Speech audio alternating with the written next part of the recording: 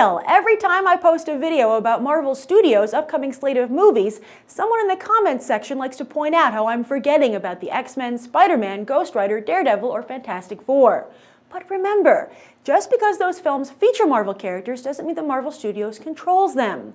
Now, I know that in light of the success of the Avengers, it seems that Kevin Feige and company can do anything they damn well please. But the reality is that we only wish they could. Ghost Rider and Spider-Man are controlled by Sony, however the lion's share is controlled by Fox, Fantastic Four, Daredevil, and X-Men, including the upcoming The Wolverine. And Fox has done such a bad job handling these properties that it's actually led to them getting a pretty bad rep overall when it comes to the business of making blockbusters.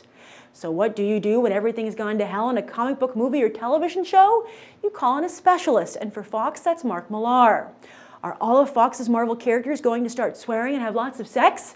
If things get bad enough, maybe, but they're not that bad yet. So let's take a look at what Fox and Millar have planned. Obviously, the one they've messed up the least is X-Men. Bryan Singer is back in the fold with Days of Future Past, yet that cast is getting mighty crowded with both the First Class crew and Singer's original gang, plus new characters. Isn't this movie supposed to make the X-Men continuity less complicated?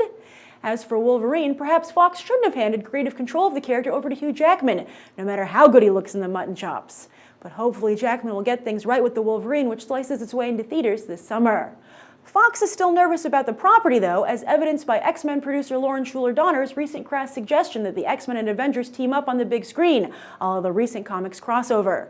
She was quick to point out that Marvel Studios head honcho Kevin Feige used to work for her, adding that she would absolutely love to do a movie together. Duh! But I don't know if Marvel Studios would allow their hottest property to get anywhere near the crapfest that Fox has made, unless Singer seriously cleans it up.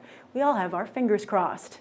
As for the Fantastic Four, its lack of success has actually become a stroke of luck, as Fox can wipe the slate clean and start over without having to worry about losing what they got right, all of the X-Men.